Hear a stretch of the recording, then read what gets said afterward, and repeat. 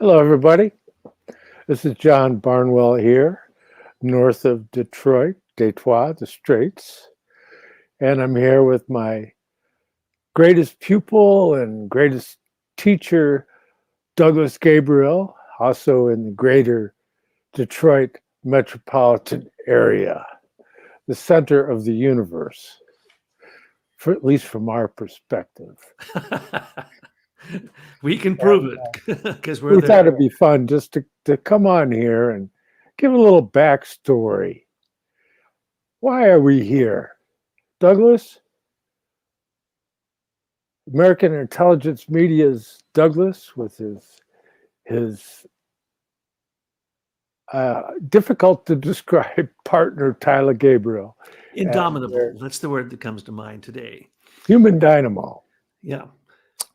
and in association with Michael McKibben and Americans for Innovation, American Intelligence Media has been on the very cutting edge of the meta narrative that's going around the planet, and due to their insistence on relying on actual documentation. And I guess that fits into our story here because I thought, Douglas, people would probably like it if we just kind of talked about the old days and how we got here and why are we here. How you doing there, Douglas? I'm doing great. So, should I give the Catholic catechism answer? Why am I here? I am here because God loves me. God made me so I can love God. Any other questions, John? No. Why are we here in Detroit? Well, because it's one of the esoteric centers of the world. Just about everybody came to Detroit. You name it. You can't name a spiritual group that didn't have a headquarters here. And in many cases, what's really peculiar is we can go into naming all these people. Nobody's better at name dropping than John Barnwell. He said we were going to talk about this. So for the last day, I've been thinking about it, and I was thinking about all the groups that I've joined, and I can't. It just keeps going on. I just go, oh yeah, there was that, oh that too, oh yo, oh yeah, that group. They're all in Detroit, right? And I'm a joiner, so I joined them all. But how did I get here? Well, I was, yeah, we want to be careful when we start this segment of my biography. But I came to Detroit because after going to Adelphi University to do a master's in Waldorf education with John Gardner, it dissolved like the day before I got there. There was this big argument they all had. The place split in half, so I couldn't go to school there. And I'm like, oh wow, I want to become a Waldorf teacher. So what am I going to do? So they said, well, there's a place out in Spring Valley, New York, and one in California. So I went to both of them. When I went to the one in Spring Valley, the person teaching it, that like a week into it, didn't show up for class. We went up to the house and they had moved away. Rene Carrito. So we're talking the biggest anthroposophist in America. Here I am trying to chase him down, trying to learn about anthroposophy. So then I go to Sacramento and I sign up for the teacher training course, and I go and I'm sitting in the chair. Everybody's there. It's first day of class. I'm thinking, three's a charm. Maybe this is going to work. Someone walks in and says, oh, the director of the program ran away with the secretary. The program has been canceled. And so I said, okay, that's it. I'm done. So I said, that's it. I'm going to go to Europe and see if I can go to Emerson College, which is where the teacher training was going on there, go to Dornach, Switzerland, which I eventually did, go to a number of different places, Stuttgart and all these places where the anthropops were. But on the way, my good friend who you know, Stephen Tynan, handed me a brochure for the Waldorf Institute in Detroit, an accredited place, which I had been looking for an accredited place. So I came to Mercy College and started another degree in anthroposophical studies and history with a minor in psychology. And then I did a master's in educational administration through Wayne State University and Waldorf Educational Administration through Mercy College University, Detroit. So that's why I came here. I didn't want to come here. I didn't like coming here. I lived downtown. It was a very, very difficult place at the time when I first came here.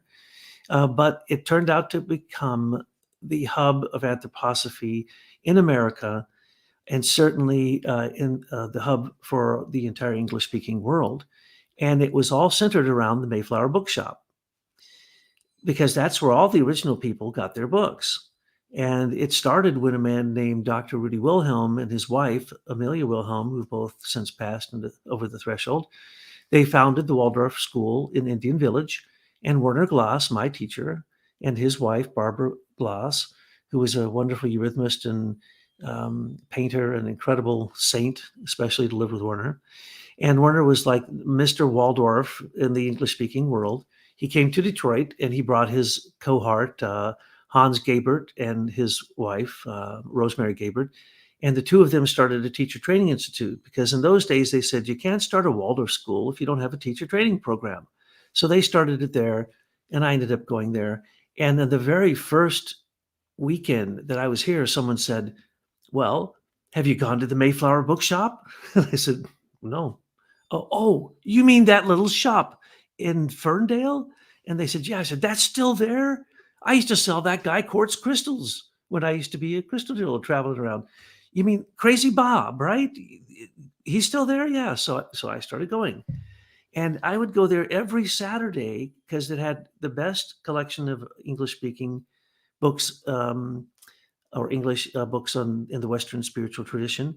And every Saturday, Bob and I would get into a debate, and he called me the Anthroposophic Kid. And he'd argue with me and tell me that Steiner was, this and that. And I'm like, where does he get this stuff? This is incredible. He got it from Nidra Brooks. What was Nidra Brooks' husband's name? I can't remember. Richard, Dr. Richard Brooks. They had some strange ideas about Steiner and anthroposophy. And it was strange. I had gone there for a long time. And strangely enough, I had never met you there. As you know the story, I'd gone there probably dozens of times. Always, I guess, at my lunch break, which was your lunch break. So I'd go in at my lunch break and you weren't there. And so finally, Bob said, that's it. I've had it with you. You get the smartest anthroposophist you know, and I'll get the smartest guy I know. And we're going to get together and we're going to have a debate. And I'm going, oh, okay. So I chose Brian Lynch and he chose you. And we got together, and I'd never even met you at the Mayflower. And that started the Monastic Club, which was a kind of higher level anthroposophical group inside of what then became the Anthroposophic Center of America, working around the Waldorf Institute with hundreds of students going there. And a lot of anthroposophists in the area, and the Mayflower was selling more anthroposophical books, Steiner books, than the press was selling or any other place in America was selling. Because there were many, many, many underground anthroposophists at that time.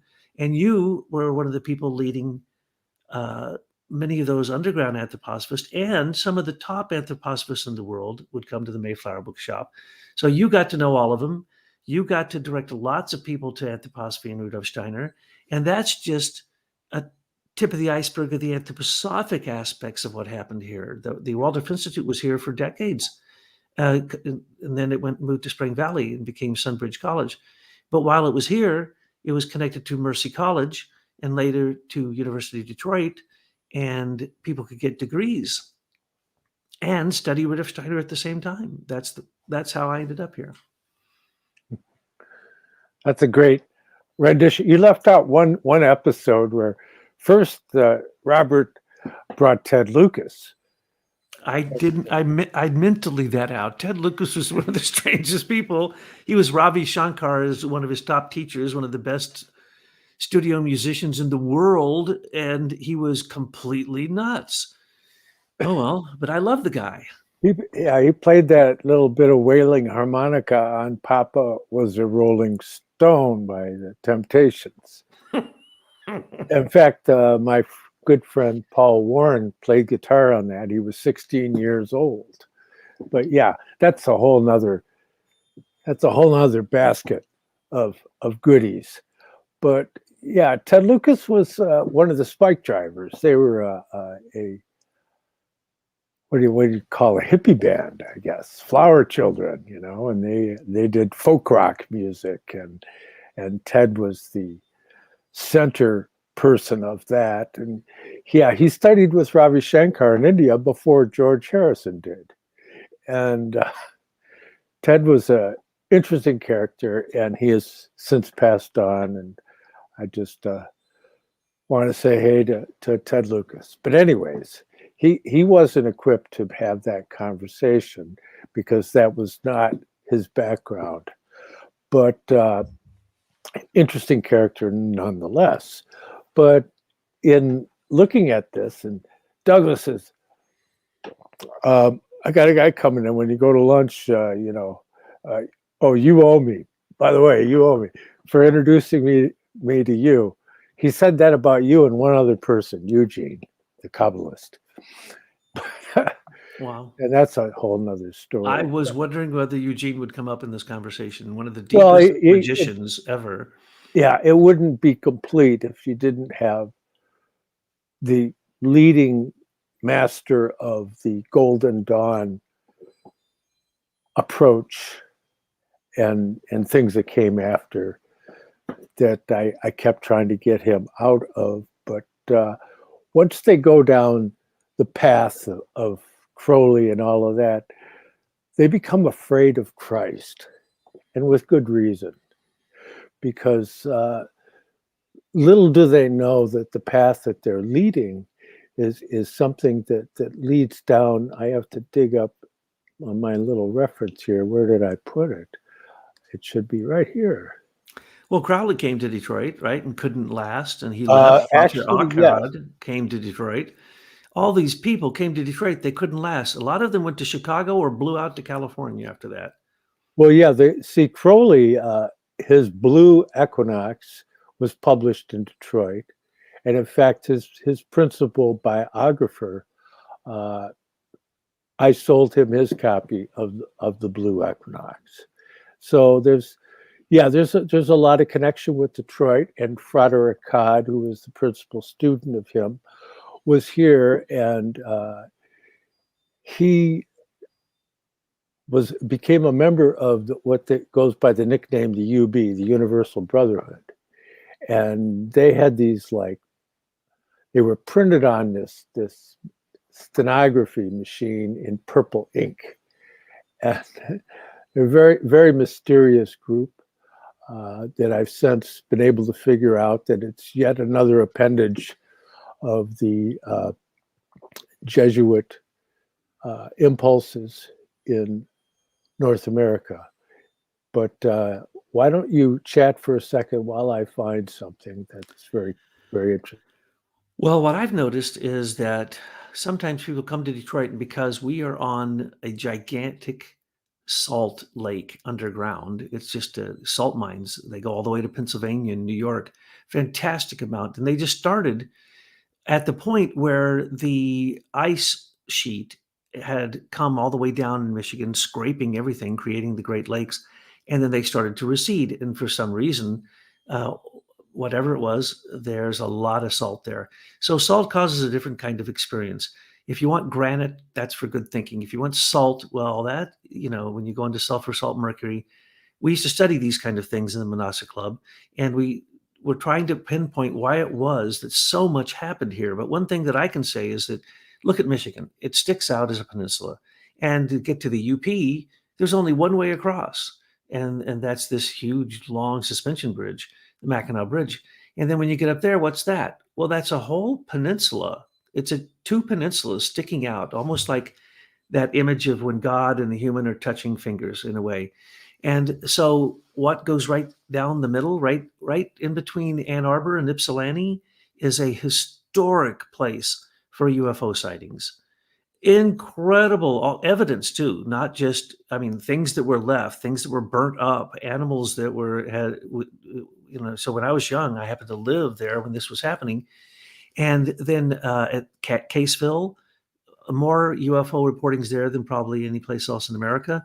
And then from the UP, from the Lower Peninsula, they saw many, many, many UFOs coming out of the Upper Peninsula. And that was a military station. It was an Air Force secret station where they were doing all kinds of experimentation. But in essence, what you have here is an amazing threshold experience somewhere in between Detroit, Ann Arbor area, and going all the way up, all the way to the Upper Peninsula. And why it drew so many people? Well, it's why it drew the Ford industry, why it drew the car industry. We are the Motown. We are the hub of willpower. And what else is here? Music, Motown music. We are the willpower. Our good friend Bobby Hankins used to tell the story, has told many a story, and I've heard people corroborate these stories, that he used to work with Barry Gordy. And in the old days, from that little tiny house, the Motown house, the studio, who you knew many of these people who were the backup band playing for all those people. Well, Bobby was there, and he said, yeah, he used to have a pickup truck. And when some of these bands would need to go perform, they'd all climb in the back of his truck and he'd drive them there. And he was in love with, who was it? A number of them. He fell in love with a lot of these people, but he then became a manager. And you were a manager with him of all kinds of musicians. So the music, the intelligence, the drive of industry. The University of Michigan is oftentimes the source of so many things. When you read something weird in the paper, guess what? The person's from Michigan. They're from Grand Rapids, or they're from Grand Blanc, or they're from the University of Michigan. But nobody really hung out in Detroit. But if you looked at Detroit, there are as I said, every spiritual group was there. And I mean every spiritual group, underground group, everything. But if they didn't land here and stay here, or they'd come here first and they'd go to Chicago, like the Baha'i Faith. Baha'u'llah is in Evanston, Chicago, but came through Detroit first. Didn't Dinshaw practice here in this area? And you had his color plates. His son, Darius, was very near the old Mayflower. But yeah, Dinshaw Gedalia, yeah, he was Parsi. He was a Persian. He was a Zoroastrian theosophist who did chromotherapy, colored light, and with to incredible results, working in combination with the cycle of the ethers.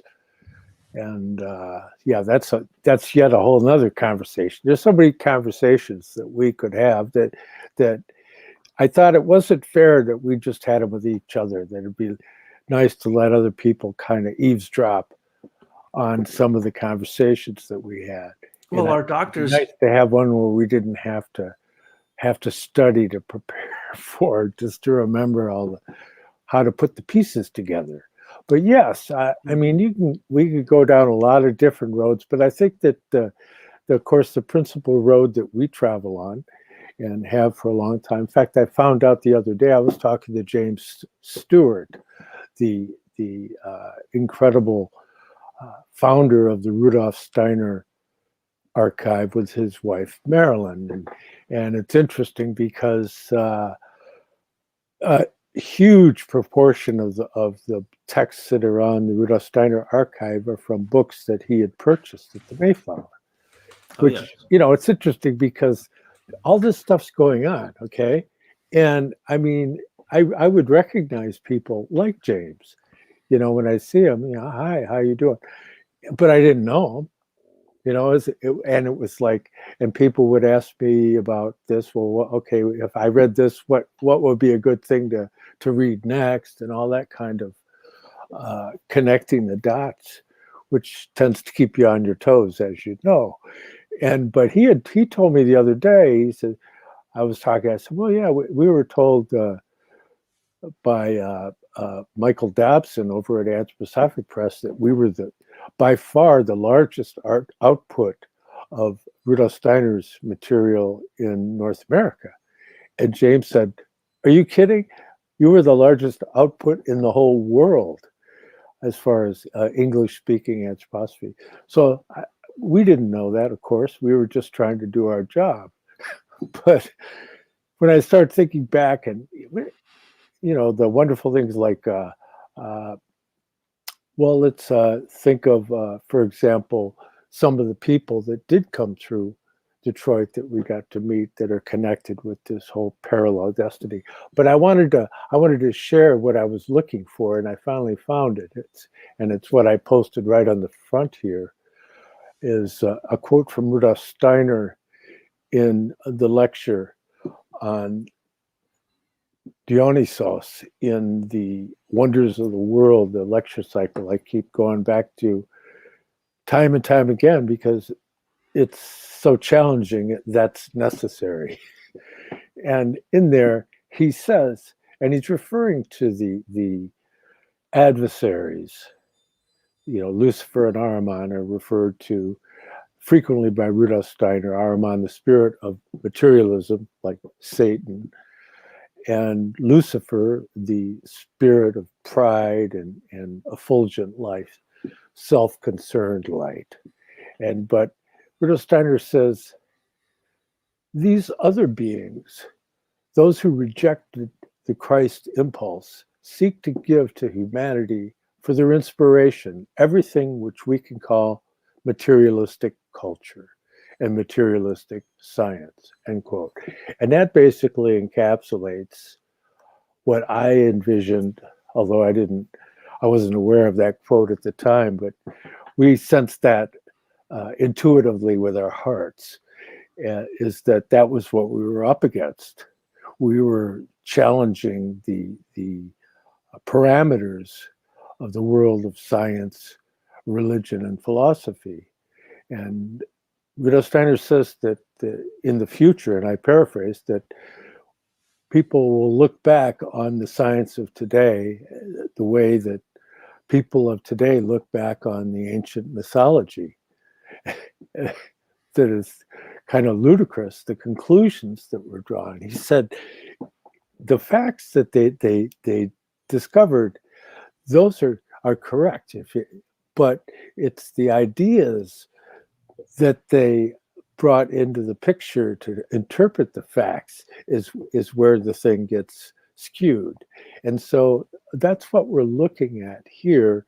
And the challenge really is Rudolf Steiner was very clear that we are recapitulating the ancient Egyptian Babylonian period. And so that during that time, mankind was guided by the angelic realm prominently, as before that, the archangelic in the Persian period and the Archai in the old Indian period, just after the fall of Atlantis. So we're recapitulating that Egyptian period. And he says that during the Greco-Roman period, the spiritual beings stepped back, and never in the history of Earth at that point had mankind been so independent of the intervention of the beings of the spiritual world. They were up basically on their own, and you could read it in the Greek myths. That there was this kind of blithe disconcern of the Greek deities regarding mankind. It's just like that these beings were there for their own goals, and they weren't particularly concerned about directly with mankind. In fact, there was pretty unusual interactions if you get into the Greek mythos. And but that there's something going on during our cycle is that we're recapitulating that ancient Egyptian thing. And so you have the angels playing a prominent role. But the kind of angels that are involved in this are fallen angels that we have to be able to press back by the adherence to the Christ impulse that's born in the heart. And so Rudolf Steiner says, during the Egyptian period, there were certain angels that were able to accomplish an understanding that would lead to an understanding of the Christ mystery, because Christ didn't just come for mankind, but that was an education, shall we say, as they would say in Detroit, for all the spiritual beings, that they were able to have that experience of the divine creator logos in a human form. But there were still those beings that rejected that, and that's what we're up against. And so all this stuff going on that's so crazy, and you go, what is all this? They're trying to like put us in this science world. It's like some strange mixture of science fiction with James Bond. And so that's kind of what we've been up against for a long time. And we used to talk about this when we go on the radio, and we'd be predicting things relative to this time, many things of which I'm really disappointed that I was correct. Yeah, we had radio shows. We had Metaphysical Earth. We had it just never stopped. We were always doing stuff, doing public performances. When I worked at the Mayflower for 1 year, I Robert had me do all the readings and all the public events. And we still went to Jamaica and went to all the astrological conventions, which is where I got to meet all these great astrologers, and just had a tremendous time because we were on. He was the voice of the harmonic convergence. You see, the Mayflower was the center of so many things. Like, for instance, um, one day we're sitting and watching Marianne Williams on the TV, and Robert turns to me and says, "We have to get her here." I said, "Okay, we'll get her here."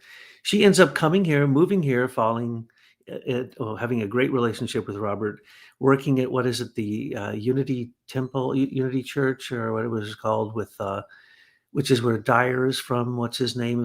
These are very, very famous people all over Detroit who start their own things. Like, look at Goodhart. He was our doctor. He invented kinesiology, the inventors of educational kinesiology. Yeah, right here. You talk about whatever it is. I can give you 1,000 things that you go, oh, what? That was in Detroit?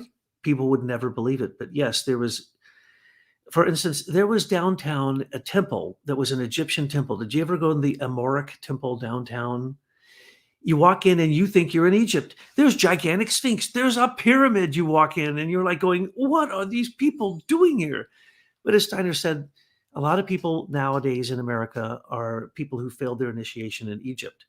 So your point of it's about Christianity, and that was my deal. I mean, I was a Sufi. You were a Sufi. We got initiated by Pir Vilayat Khan when he was here. I used to teach Sufi dancing, but that was Sufi Sam. That was Sufism that's universalism. And if you'd like, I can sing the opening song for you right now, and we can do the dance, because you never forget that stuff. But I was into everything because I had gotten a degree already in comparative religions. So now I was free because I was no longer in the Catholic Church. And I was studying anthroposophy, seeing what good there was that could be shared with the Catholic Church and other organizations. But I had to stick my nose into everything. Everything. So one day I'm driving down the street, and here is a sign for a meeting that night for the Aetherius Society. Okay. Of course I went in. I'd go by and I'd see these organizations. I'd say, well, who are those people? And it was because I was clairvoyant from birth. I'd go in and these people would love me at first, and then they'd hate me and kick me out later. I wouldn't even have to try to get kicked out. They'd kick me out anyway. But they'd bring me in and they'd showed me the secrets right up, thinking that I'm the new guy who's going to come and be their new disciple. And I was, because I was interested in what everybody had to say. But in the Mayflower, oh my. Before that, in the bookshop for the Anthroposophic group, the Waldorf group, I'd met Kathleen Kennedy and given advice for Poltergeist and what was that other one? Some other one. But anyway, it was Poltergeist, I think. And then she called up while I was working at the Mayflower and started a long relationship with her, gave her the ideas. I was still at the Institute downtown, where Werner, my teacher, Werner Glass, he knew everybody in Hollywood because he was like one of the major people at the Hollywood Waldorf School. So he knew Marcia Lucas. Marcia Lucas called him up and said, I'm coming to Detroit. My husband, after American Graffiti, has 2 contracts and he needs someone to help. The wife of George Lucas. Correct. Yes. So she came and said, Werner, help us rewrite this story. And Werner told me, Doug, rewrite the story. So I rewrote the story. So I got to help rewrite Star Wars. And then I got to help on all the Indiana Jones movies. And that was all through the Mayflower. And the whole time I would talk to these people on the phone, Bob would say, well, are you selling them any books? So I would sell to her 3 or 4 boxes of books every time I would talk to her. I'd reference this book, that book. And one of the ladies there we'd write down the book and we'd send them the book. So if you go to, Skywalker Ranch, by the way, that was my name, Skywalker. It was supposed to be Lucas Skywalker, but Skywalker Ranch, go to the ranch, look in the books. It's got Mayflower's stamp in it because I sold her those books over years. And those went to Spielberg and they went to George Lucas, and Marcia Lucas, as you know, left George. But anyway, that's the kind of stuff we had all the time. You know, it was somebody called on the phone. Who is it? It's Sally Jesse Raphael. She wants to do a show with you tomorrow. Okay, we'll be there. You know, or Good Morning America wants to interview you tomorrow. Or the harmonic convergence needs to have a figurehead. Well, I said, well, there's got to be Robert Thibodeau. He's the best astrologer in the world, you know, in terms of mundane astrology and predictions. No one has more predictions accurate than Robert Thibodeau. And so during that year, we went to all these things. And then all those people had already come into the May. Like you knew Charles Jane, and I don't know, did you ever meet Mark Edmund Jones? But you knew Carlo Pietzner and Hagen Bassance, and you knew the greatest anthroposophists of the time. All came through the Mayflower because they were told the Mayflower is the best spiritual, esoteric / occult bookstore in the English-speaking world. And that was true. And that's what you did. You ran a rare book thing, but we also had Lynn Andrews, who fell in love with Bob, and Marianne Williamson, who became one of our best friends, and whoever a really good author was, like Sharon was the editor for Silva. What's the guy's name? The guy who was Shirley MacLaine's inspiration for Out on a Limb. She was the editor for that guy. I mean, when you talk about anything, there's going to be 6 degrees of separation to Detroit. Yeah, so that kind of gives you a bit of a snapshot of some of it. By the way, the thing you were saying about the UFOs in Western Michigan, it was David Feidler who was the representative for the Independent UFO Network. He was like 16-year-old kid, 16, 17. He'd be coming to the bookstore. We met him through Howard Weingarten, the incredible painter and dear friend of ours, who has since passed on. But David Feidler was the one who came up with the model that true north and magnetic north are